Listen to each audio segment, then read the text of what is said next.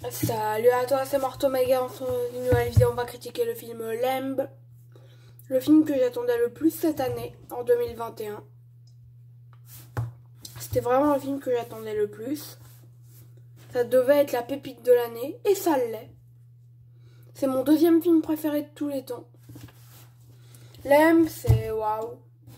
Ça m'a fait pleurer. J'ai eu de la joie, j'ai eu de la tristesse. J'ai eu tout avec Lemb. Des émotions contradictoires. Lemb, c'est l'histoire de Maria et Ingvar qui ont perdu leur enfant récemment. Et ils sont agriculteurs et ils élèvent des animaux. Et un jour, un matin, quand ils se lèvent, ils font naître un bébé par une mère en mouton. Et là, Lemb sorti. Un enfant mi-humain, mi-agneau. Voilà, tout simplement. C'était ma plus grosse attente de 2021. Et je suis pas déçue. Vous voulez bien qu'on commence la critique, j'imagine. Vous êtes là pour ça. Ambiance, pas A24, parce que oui, c'est A24 qui distribue aux États-Unis. Est-ce qu'on sent que A24 a bien fait de le prendre? L'ambiance est très sobre, en fait, elle est déjà présente dès le départ. Et ça m'a pincé le cœur, je vous avoue. On sent vraiment que l'ambiance, elle a été travaillée pendant des années. Parce qu'au cas où, si vous savez pas, je crois qu'il l'a travaillé pendant plus de 10 ans, Lemb. Valdemar Johansson. Ouais, je crois qu'il l'a travaillé pendant plus de 10 ans, l'ambiance. Le film. Et ça se sent. Parce que, waouh. L'histoire déjà incroyablement originale, mais avec les thématiques sur le deuil. Lemb est une magnifique histoire, en fait. C'est un conte de fées, presque. Un conte de fées cauchemardesque dont j'ai aucune envie de sortir. J'aurais pu rester devant mon écran encore 3 à 4 heures, j'y serais resté. Parce que c'était une histoire hypnotique. Scénario. En fait, il n'y a pas beaucoup de mots dans Lemb. Les mots sont très bien utilisés, en fait. On pourrait reprocher que parfois les dialogues, puisqu'il y en a peu, Valdemar Johansson concentre peu de choses.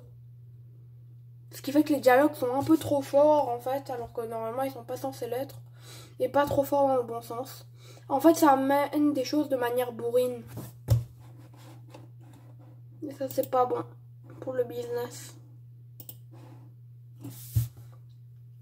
Personnages. Maria et Ingvar sont de bons personnages. Et avec le scénario, c'est un des points négatifs. Les personnages sont très bons, mais en fait, à cause du peu de dialogue, ils sont pas trop développés. Et ce qui fait d'eux un peu des clichés. Jeu d'acteur. Noomi Rapace, elle a réussi à me faire très mal au cœur, en fait. Son jeu est l'un des plus beaux que j'ai vu, parce que chaque trait de son visage veut dire quelque chose. Quand elle est triste, ça se ressent. Quand elle est joyeuse, ça se ressent. Ilmir Snaer Goodnathan, lui, il m'a quasiment autant entraîné, mais Noomi Rapace reste incroyable. Anxiété. Lemb, malgré qu'il soit extrêmement touchant et aussi très flippant, par exemple dans la manière que Maria a de se comporter avec Ada, au début c'est assez flippant, mais après je m'y suis habituée. Mais l'ambiance est aussi ultra dérangeante, en fait, et elle m'a fait quelques frissons. Effets spéciaux, apparence de l'agneau. En fait, faut avouer que l'apparence de l'agneau, elle est étonnante, en fait. Moi, je m'attendais pas à ça. Et pourtant, c'est logique. En fait, plus le film avançait, plus je m'y suis habituée, en fait. En fait, ça paraît logique. Les effets spéciaux sont vraiment bons, il n'y a pas à dire, ils sont singuliers, quoi.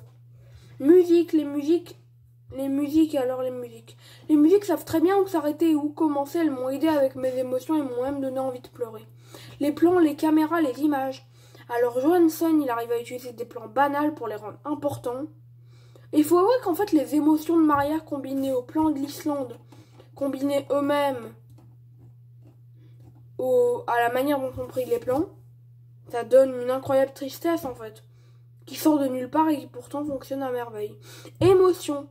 En fait, Johansson a bizarrement réussi à me rendre mélancolique et d'émotions que j'ai jamais connues. C'est ça qui est fort. C'est qu'il arrive à me rendre mélancolique de choses que je n'ai jamais connues.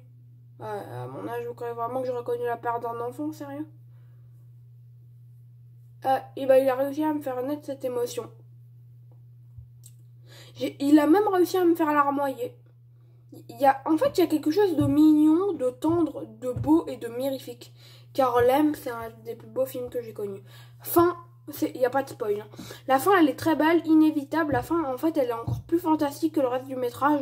Mais elle m'a fait pleurer. Un magnifique film qui parle du deuil et de tout ce qui l'accompagne. Preuve que la beauté et le bonheur ne peuvent parfois être que des mirages que nous créons pour notre survie. Lemb est pour moi, à ce jour, le deuxième meilleur film que la Terre nous ait donné. Note 19/20. Voilà, bah vous l'aurez compris, j'ai adoré Lemb. Partez le voir le 29 décembre en salle. Meilleur film au monde. Enfin, deuxième meilleur film au monde. Ciao, ciao, c'était Mortomega.